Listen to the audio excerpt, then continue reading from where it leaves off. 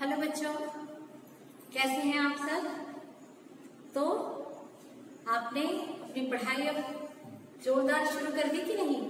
यदि नहीं की है तो जल्दी से शुरू कीजिए और अपनी सारी चीजें कंप्लीट कीजिए, क्योंकि बहुत जल्द हम आपसे ऑनलाइन मिलने वाले हैं। और आपने बहुत हद तक देखा भी होगा कि सारी क्लासेस के व्हाट्सएप ग्रुप भी बन गए हैं, तो आपकी कॉपियां भी सारी कंप्लीट होनी चाहिए।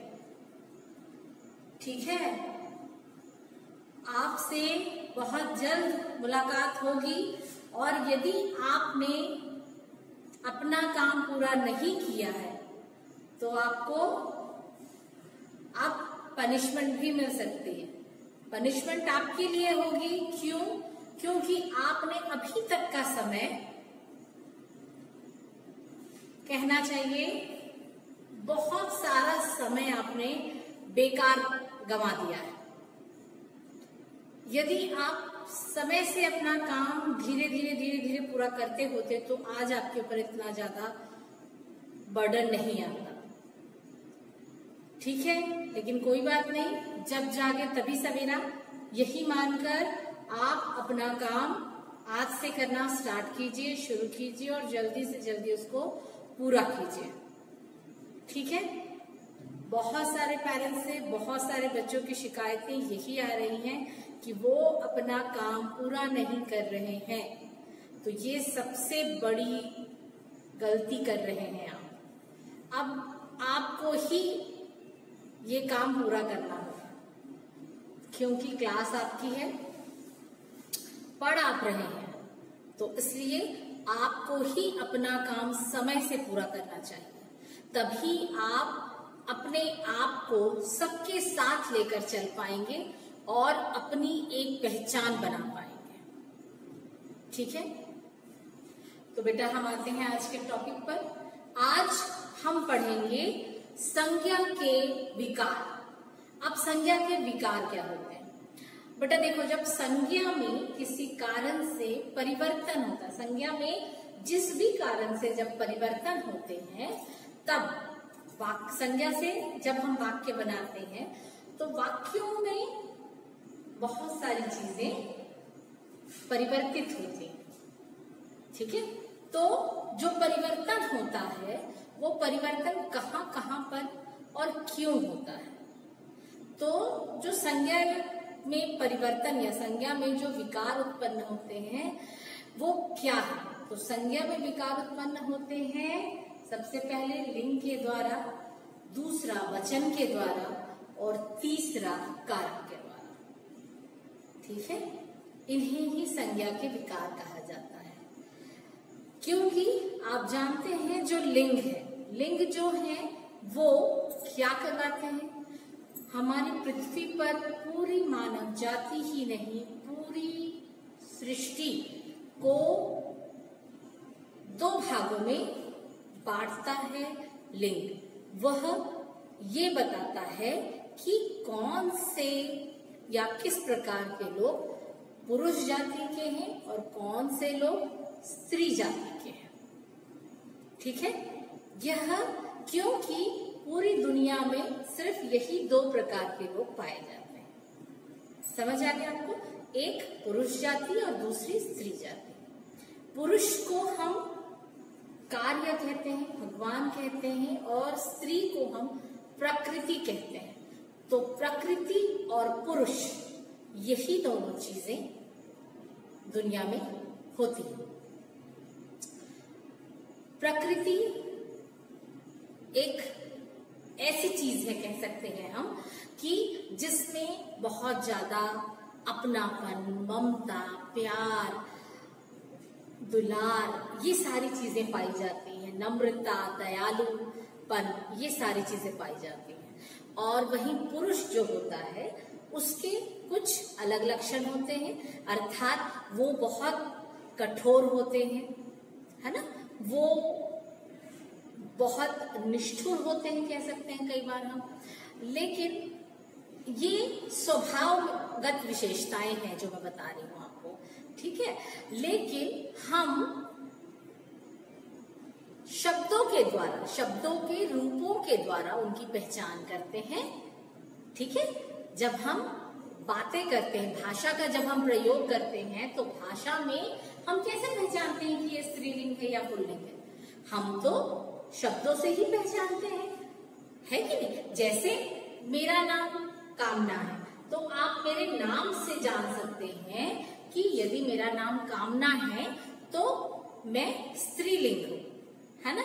यदि मेरे भाई का नाम रवि है तो आप नाम से जान जाते हैं कि वह पुल्लिंग है। समझ आ रहा है? वैसे ही हमने जो रिश्ते बनाए हैं, उन रिश्तों के नाम भी हमने इसी पर आधारित रखे हैं कि स्त्रीलिंग यदि शब्द है या स्त्रीलिंग के साथ हमारा रिश्ता है तो वहां पर हमने स्त्रीलिंग शब्दों का प्रयोग किया है, और पुल्लिंग के साथ यदि हमारा रिश्ता है तो हमने वहां पर पुल्लिंग के शब्दों का प्रयोग किया है। अर्थात यदि जो शब्द हमें लिंग का भेद करवाते हैं कि यह पुरुष लिंग का है और यह स्त्रीलिंग का, तो ऐसे शब्दों को हम लिंग कहते हैं, ठीक। अब जैसा कि मैंने आपको अभी बताया कि 2 ही लिंग होते हैं पूरी दुनिया में, एक पुरुष और एक स्त्री। तो इस प्रकार से आपने ये भी जाना कि लिंग के 2 भेद होते हैं, कि एक पुरुष पुल्लिंग और एक स्त्रीलिंग। समझ आ गया आपको? तो इस तरीके से ये एक सामान्य जानकारी दी मैंने आपको कि आप कैसे पहचानेंगे, कैसे देखेंगे, कैसे जानेंगे। आइए हम इस वीडियो के द्वारा भी जाने कि कैसे हम लिंग को पहचान सकते हैं।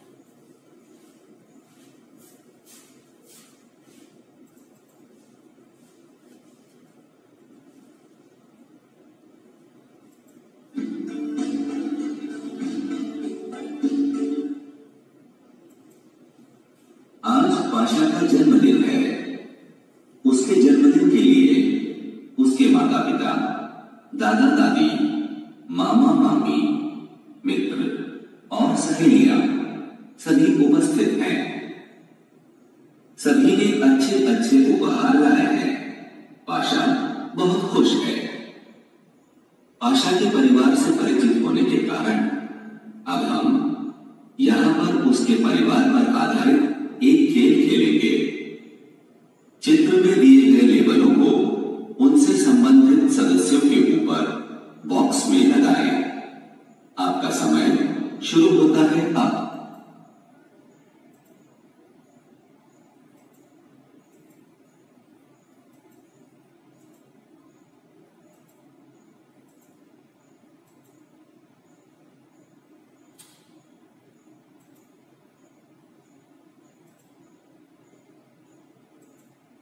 प्रस्तुत उदाहरण में दादाजी, पिताजी, मामा, पाशा और जीवी से पुरुष जाति का बोध हो रहा है, तथा दादी जी, माताजी, मामी और जिया से स्त्री जाति का बोध हो रहा है।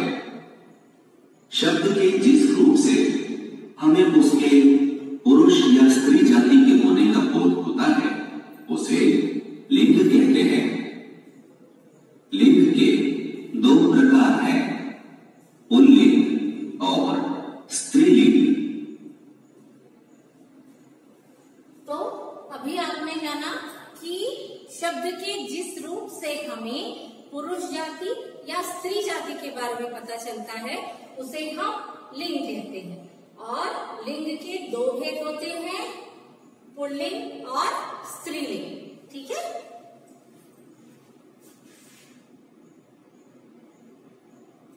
आइए अब लिंग पर आधारित कुछ नियमों को देखते हैं। उदाहरण, लड़का खेल रहा है। प्रस्तुत वाक्य में लड़का इस शब्द से पुरुष जाति का बोध हो रहा है, अतः लड़का यह पुल्लिंग शब्द है। उदाहरण, अध्यापक कक्षा में पढ़ा रहे हैं।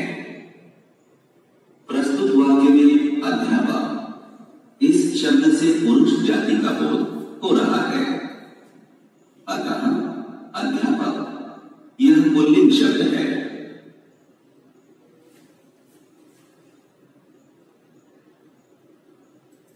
स्त्रीलिंग शब्दों का बोध।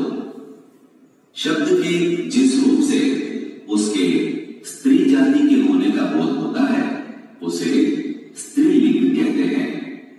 उदाहरण, लड़की खेल रही है।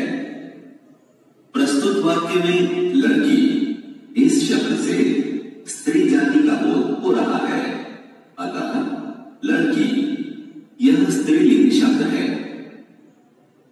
उदाहरण, अध्यापिका कक्षा में पढ़ा रही है। प्रस्तुत वाक्य में अध्यापिका इस शब्द से स्त्री जाति का बोध हो रहा है। अतः अध्यापिका यह स्त्रीलिंग शब्द है। परिवर्तन का अर्थ है बदलना। पुल्लिंग शब्दों को स्त्रीलिंग शब्दों में परिवर्तित करते समय ई, ईया, इन, नी और आई प्रत्यय का प्रयोग होता है। उदाहरण, ई प्रत्यय के प्रयोग से बनने वाले स्त्रीलिंग शब्द। घोड़ा तेज दौड़ता है, घोड़ी तेज दौड़ती है। प्रस्तुत वाक्य में घोड़ा आकारांत पुल्लिंग शब्द है। घोड़ा पुल्लिंग शब्द का परिवर्तन इकारांत स्त्रीलिंग शब्द घोड़ी होगा। लिंग के अनुसार वाक्य में प्रयुक्त क्रिया भी बदल जाती है।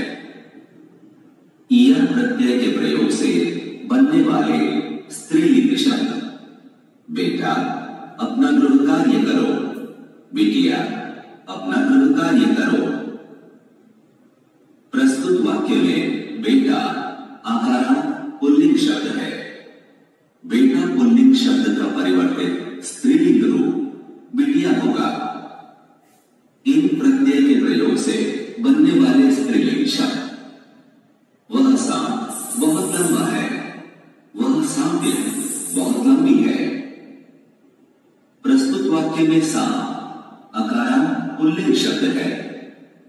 सांप पुल्लिंग शब्द का परिवर्तित स्त्रीलिंग रूप सांपिन होगा। नी प्रत्यय के प्रयोग से बनने वाले स्त्रीलिंग शब्द। हाथी मंद चाल चलता है, हथेली मंद चाल चलती है। प्रस्तुत वाक्य में हाथी इकारांत पुल्लिंग शब्द है। हाथी पुल्लिंग शब्द का परिवर्तित स्त्रीलिंग रूप हथिनी होगा। आइन प्रत्यय के प्रयोग से बनने वाले स्त्रीलिंग शब्द। वह ठाकुर बहुत दयालु था, वह ठाकुराइन बहुत दयालु थी। प्रस्तुत वाक्य में ठाकुर अकारांत पुल्लिंग शब्द है। ठाकुर पुल्लिंग शब्द का परिवर्तित स्त्रीलिंग रूप ठाकुराइन होगा। कुछ शब्द स्त्री व पुरुष दोनों में समान रूप से प्रयुक्त होते हैं, जैसे डॉक्टर, प्रधानमंत्री, मंत्री, इंजीनियर, प्रोफेसर आदि। तो बेटा देखा आपने कि कुछ शब्द जो होते हैं वो हमेशा पुल्लिंग में ही प्रयोग किए जाते हैं। यदि आप थोड़ा ध्यान देंगे तो आपको पता चलेगा ये जो शब्द है ये क्या है। ये सारे के सारे शब्द पदनाम है। पदनाम क्या होता है बेटा? पदनाम अर्थात पदों के नाम। इन पदों पर जो लोग रहते हैं वो चाहे स्त्री हो चाहे पुरुष हो, उनके पदनाम नहीं बदलते हैं। ठीक है। और इसके अलावा बहुत सारे शब्द ऐसे भी हैं जो अलग अलग तरीके से प्रयोग किए जाते हैं। अर्थात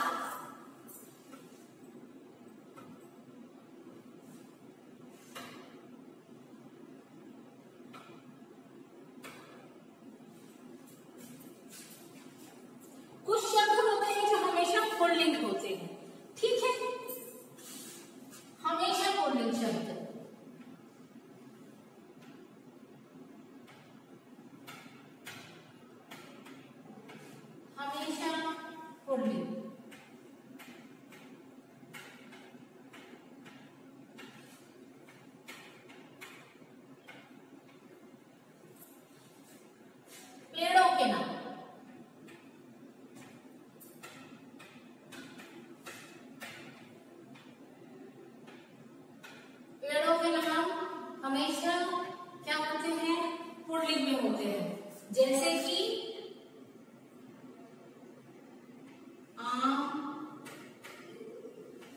बबूल, मगर इसमें हम किसको छोड़ देंगे बेटा?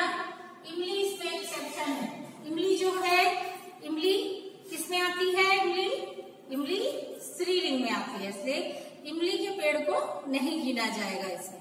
बाकी सारे पेड़ों के नाम अधिकतर पुल्लिंग में आते हैं। ठीक है। दूसरा है दिनों के नाम। अब दिनों के नाम यदि आप देखते हैं तो आप देखेंगे कैसे? सोमवार, मंगलवार, बुधवार, है कि नहीं? ये सारे क्या होते हैं? सभी के सभी ये पुल्लिंग होते हैं। ऐसे ही महीनों के नाम,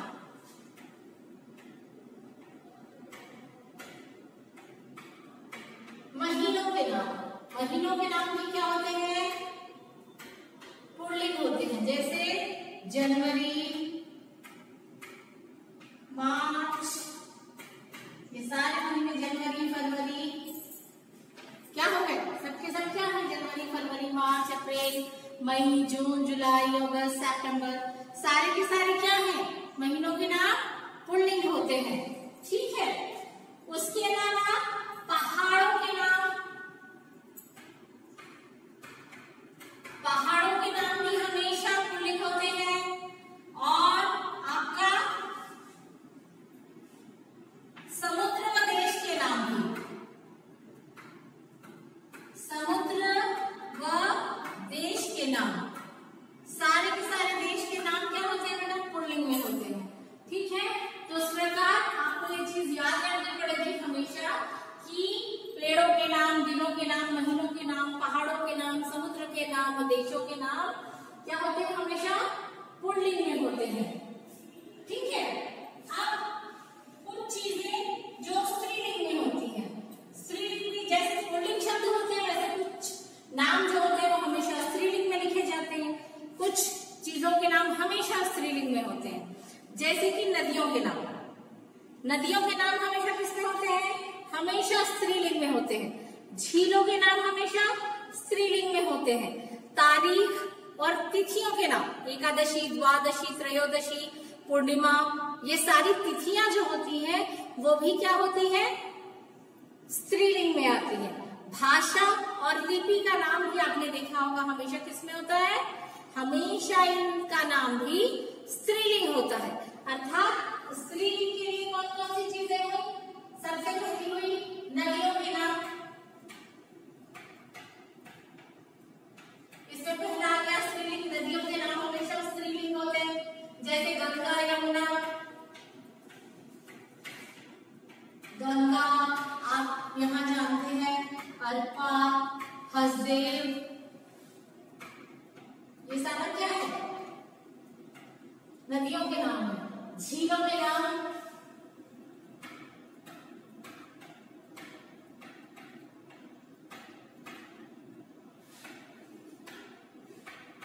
झीलों के नाम किसी को याद है? यहाँ पे उड़ीसा में है चिल्का झील, जानते हैं चिल्का झील के बारे में? कई लोग गए भी होंगे घूमने के लिए। तो झीलों के नाम भी हमेशा क्या आते हैं? स्त्रीलिंग में होते हैं। तारीख और तिथियों के नाम, तारीख व तिथि, तिथि मैंने अभी आपको बताई, एकादशी, द्वादशी, और आपने देखा होगा यदि आपको याद हो तो दुर्गाष्टमी, दुर्गा जी जब 9 दिन बैठती हैं तब हम गिनते हैं उनको। तो कैसे गिनते हैं? प्रतिपदा, द्वितीया, तृतीया, चतुर्थी, पंचमी, षष्ठी, सप्तमी, अष्टमी, नौमी, दसवीं, ऐसे गिनते हैं ना। तो इस तरीके से सारी तिथियों के नाम किसमें आ गए? स्त्रीलिंग में आ गए।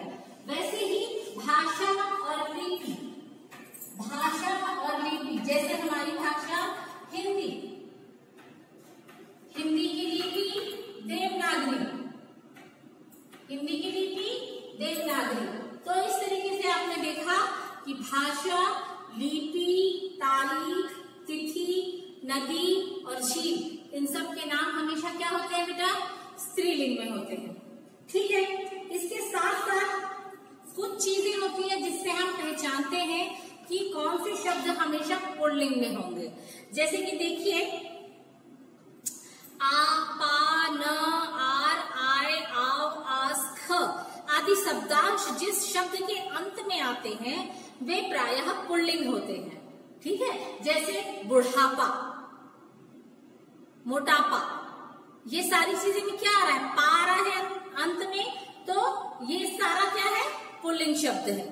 वैसे ही यदि एरा, वाला, दान आदि जिसके अंत में आते हैं वे भी पुल्लिंग कहलाते हैं। जैसे ममेरा भाई, फुफेरा भाई, चचेरा भाई, एरा आया इनके लास्ट अंत में, तो ये हो जाएंगे पुल्लिंग शब्द। वाला शब्द जिसपे लगता है, दुकान वाला, मिठाई वाला, सब्जी वाला, ये सारे शब्द भी जिसके अंत में आएंगे वो भी क्या आ जाएगा, आपका पुल्लिंग शब्द आ जाएंगे। वैसे ही जिन शब्दों के पीछे ई, इया, आवट, यानी, आइन, ता, इन आदि लगा हो या आदि प्रत्यय लगा हो तो वे स्त्रीलिंग होते हैं। जैसे चिड़िया, चिड़िया में इया प्रत्यय लगा हुआ है। ठकुराइन, आइन प्रत्यय लगा है। शत्रुता, शत्रुता में ता प्रत्यय लगा हुआ है। तो ये सारे प्रत्यय जिसके पीछे लगे होते हैं, जिन शब्दों के पीछे लगे होते हैं वो क्या कहलाते हैं, स्त्रीलिंग शब्द कहलाते हैं। वैसे ही कुछ जानवर या कुछ ऐसे लोग होते हैं जिनमें स्त्रीलिंग और पुल्लिंग के लिए नर या मादा शब्द लगाकर उनकी पहचान की जाती है।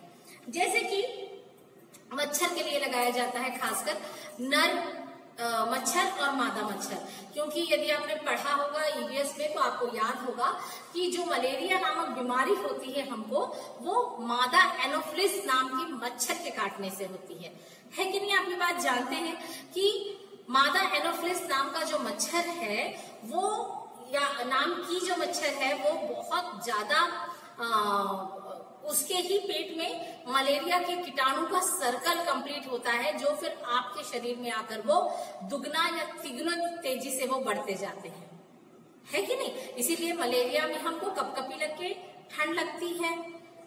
तो इस तरीके से कुछ जानवरों के साथ में पहचान की जाती है कि वो स्त्री जाति के हैं या पुरुष जाति के। इनमें से है आपका भालू है, भेड़िया है, इन सब की पहचान भी ऐसे ही की जाती है। और जैसा कि आपने इसके पहले देखा ही, मैंने आपको बताया कि जितने पद नाम होते हैं वो सारे के सारे हमेशा पुल्लिंग में होते हैं। जैसे डॉक्टर, इंजीनियर, प्रोफेसर, अध्यापक, ये सारे, अध्यापक तो नहीं आएगा, अध्यापक का अध्यापिका हो जाता है, लेकिन ये जो सारी चीजें हैं ये किसमें आएंगी बेटा, पुल्लिंग में आएंगे। तो पदनाम हमेशा किसमें होते हैं, पुल्लिंग में होते हैं। ठीक है, इसके बाद हम भी जानते हैं कि कैसे स्त्रीलिंग, पुल्लिंग से स्त्रीलिंग बनाते हैं। ठीक है, तो कुछ शब्दों को हम लिखते हैं। जैसे सबसे पहले आ जोड़कर यदि हम बनाए, आ जोड़कर यदि हम बनाते हैं तो देखिए प्रिय, प्रिय, तो इसका स्त्रीलिंग हो जाएगा प्रिया। अध्यक्ष, अध्यक्ष, इसका अध्यक्षा। ठीक है, और वैसे ही शिष्य, शिष्या,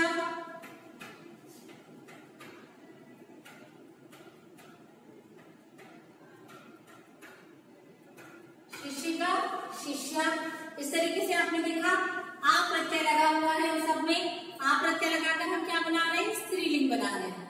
क्या बना रहे हैं हम, स्त्रीलिंग बना रहे हैं। ठीक है, वैसे ही ई प्रत्यय जोड़कर भी बना सकते हैं हम। ई प्रत्यय जोड़कर देव,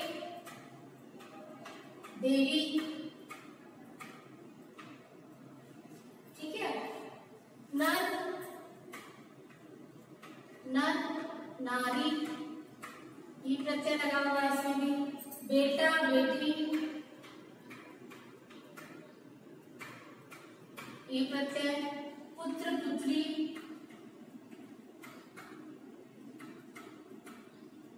इस तरीके से ई प्रत्यय लगाकर भी हम स्त्रीलिंग शब्द बना सकते हैं। ठीक है, आगे यदि हम देखें तो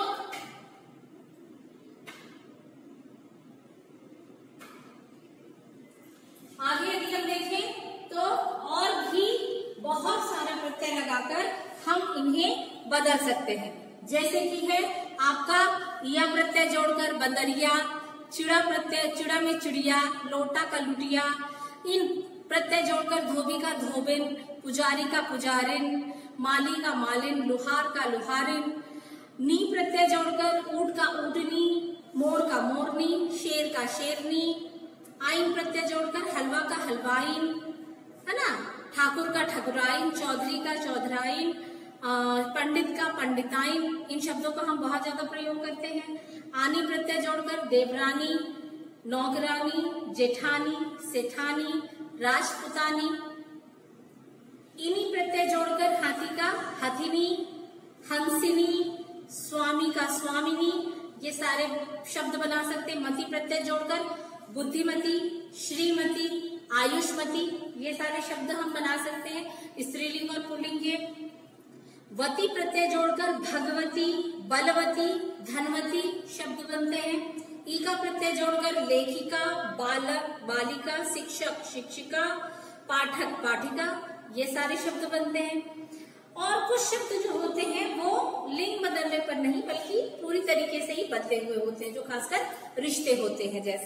जैसे कि बैल का गाय, विद्वान का विदुषी, विद्वान का विदुषी, ससुर का सास, पिता का माता, इसमें आपने देखा कि सभी बदले हुए हैं। तो इस तरीके से आप जो देख रहे हैं ये आपने जाना कि कैसे हम लिंगों को पहचानते हैं, लिंगों को आपस में परिवर्तित करते हैं और कौन कौन से शब्द हमेशा स्त्रीलिंग में होते हैं, कौन कौन से शब्द हमेशा पुल्लिंग में होते हैं। ठीक है, आशा है आपको ये पाठ समझ आया होगा।